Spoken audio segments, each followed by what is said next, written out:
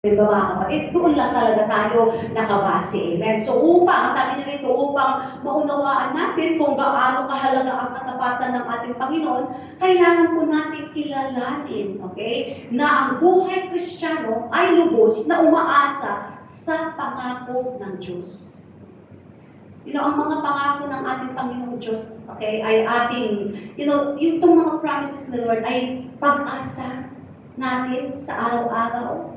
Ang salita ng Panginoon ay siyang sandigan natin sa ating buhay na ito. Amen, mga kapatid. At kung wala ang kanyang katapatan, nakita nyo, hindi tayo. At pag hindi tapat ang Lord sa atin, hindi tayo makakapagtiwala sa Kanya.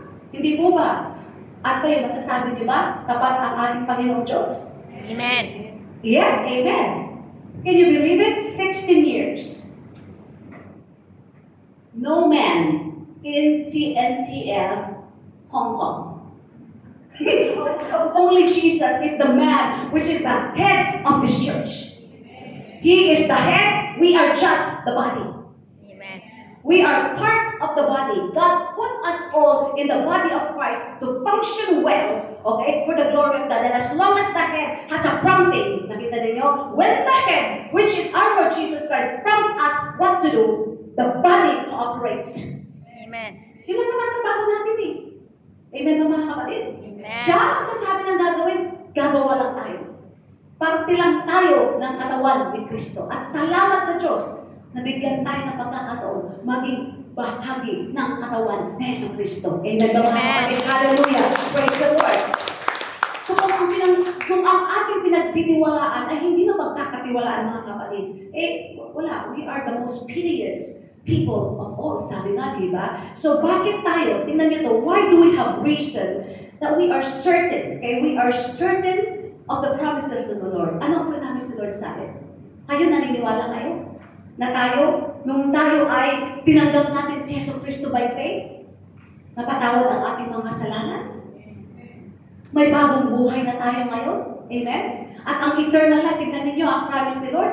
Ang promise ni Lord, nabayaran ng lahat ng kasalanan natin. At kung tayo man ay lumisan dito sa mundong ibabaw na ito, hindi tayo pupunta ng impyerno, pupunta tayo ng langit.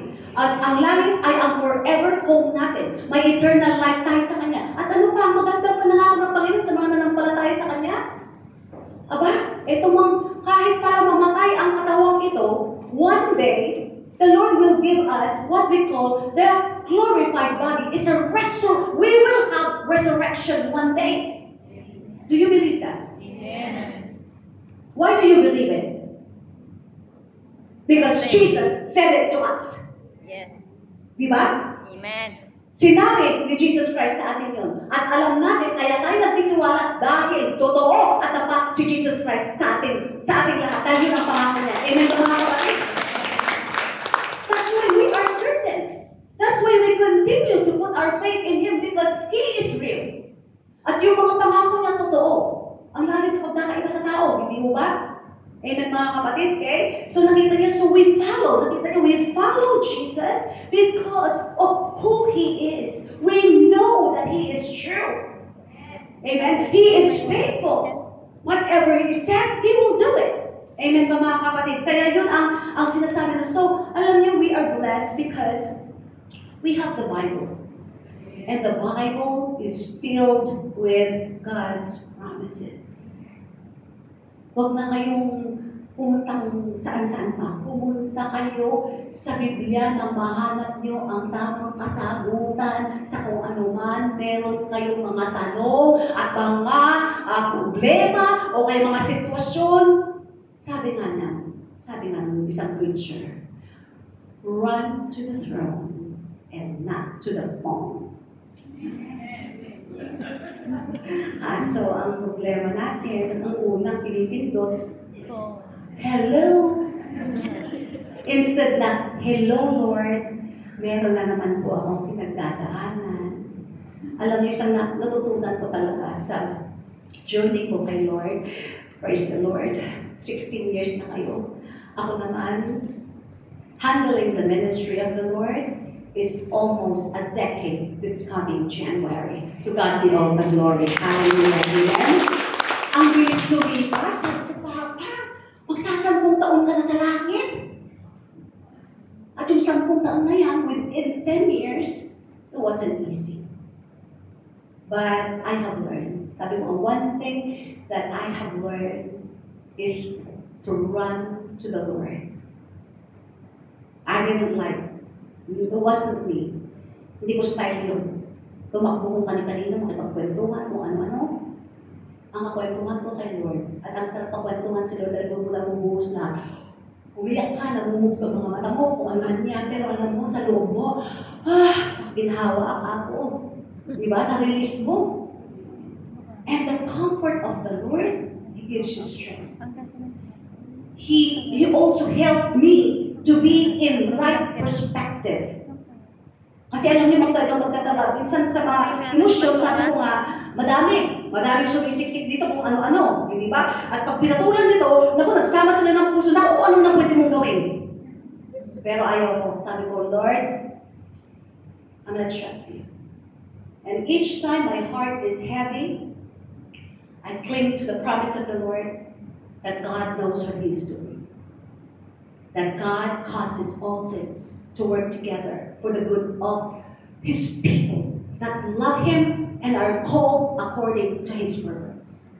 He's got a purpose, He's got a reason why He is allowing all these heartaches, difficulties, and persecution. God always wants to teach us a lesson. Amen. Amen ba mga kapatid? It is not to break our hearts, but to teach us. To really, sabi na, ng ating pinanghahawak ng scripture ngayon, di ba? Hebrews 10:23. To hold tightly to the Lord. Amen? Kahit ang lakas, sabi ko nga, lalo na, dapat lang naman talaga tayo umulat, umaraw, bumagyo man ito or whatever, kung anumang sitwasyon, even in good times, kapit kay Lord. Sa panahong mas matindi ang labanan, mas lalo umapit kay Lord. Amen, mga kapatid? Amen? Alam niyo, para tayong tree, okay? Parang isang puno. Siguraduhin mong malalim ang ugat.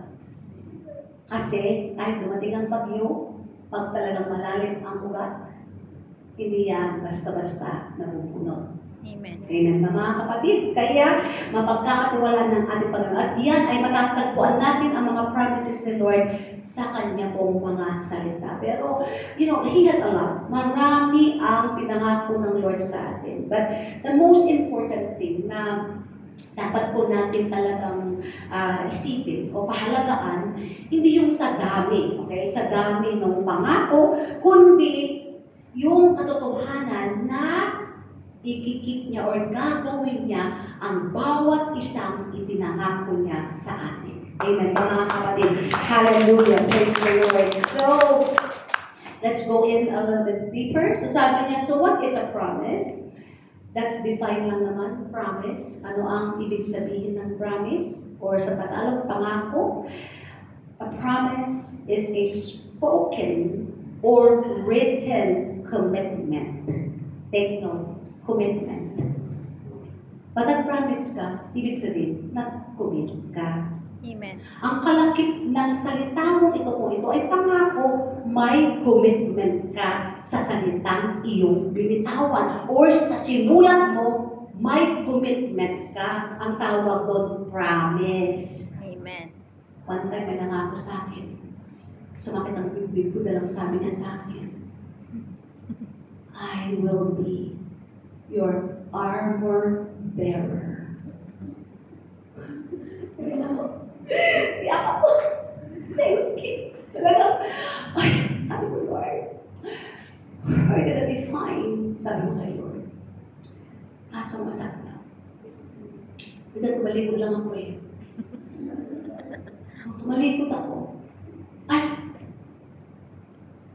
Sabi ko, simbakaksa. Sinaksak ng meta. Aray! Sabi ko, hindi ako mawatay. Pagsaksak mo sa akin. Pero okay lang. Totoo nga, si Lord ang buhay natin. Kaya kung hindi pa panahon, at anuman ang gawin ng kaaway, hindi matitigil ang plano ng Panginoon. Amen. Hallelujah. Praise the Lord. Ayun talaga, natutunan ko na yan. Sabi ko, natutunan ko na lang, tumingin na lang talaga kay Lord. Kaya kayo, lesson natin lahat nito. Trust only the Lord. You know, I can't bring you to heaven. The ministry can't bring you to heaven. Only Jesus can bring you to heaven. Amen. Amen. Hallelujah. Praise the Lord. Amen. Okay? Kaya sabi niya, promise. Kaya mag-ingat tayo. Huwag kang mangangako kung ipapako mo rin lang ito. Kailangan tuparin mo. Dahil sabi nga, a promise is a spoken or written commitment to perform a certain act or to refrain from doing something. So kung nangako ka rin, hindi ko yan gagawin. Hindi tama sa mata ng Diyos. Maninindigan ka doon kahit anong pressure. Okay? Kahit anong pressure ang dumating sa'yo, maninindigan ka doon. Kasi promise. You made a promise. Amen. So therefore, sabi niya, a divine promise is God's assurance. Take note. God's assurance that He will do what He says. Divine promise. Ang ating Panginoong Diyos, He made a divine promise to you and to me. Amen? Okay? At ito ay, sabi nga niya, ito ay assurance. Assurance ito, kasiguraduhan, katiyakan na gagawin, tutuparin ng Diyos kung ano man ang pinangako niya sa iyo at sa akin. Amen ba mga kapatid? Amen. Amen. Hallelujah. So, in the Bible, okay, sabi niya ito, in the Bible, the Lord, however, let's understand itong promise na ito, ha? So, in the Bible, the Lord makes two types of promise. May dalawang promise na nakasulat pala sa Biblia, okay? At ito po ay tinatawag nating, una ay unconditional at conditional promise. Tignan natin ang unconditional. So, ang tinatawag na unconditional, sabi niya, this is a commitment made without exemptions.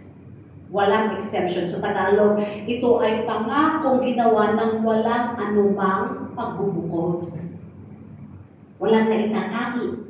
Walang exemption, di ba? So, unconditional ang tawag doon sa promise na yun. Ano pong example na masasabi natin unconditional promise ni Lord? Ito po ay yung covenant niya kay Abraham. Diba? Yung covenant niya kay Abraham na mababasa po natin, basahin na natin yan if you have it there. Or yeah, you can flash it in Genesis. Okay, Genesis chapter 12. 12,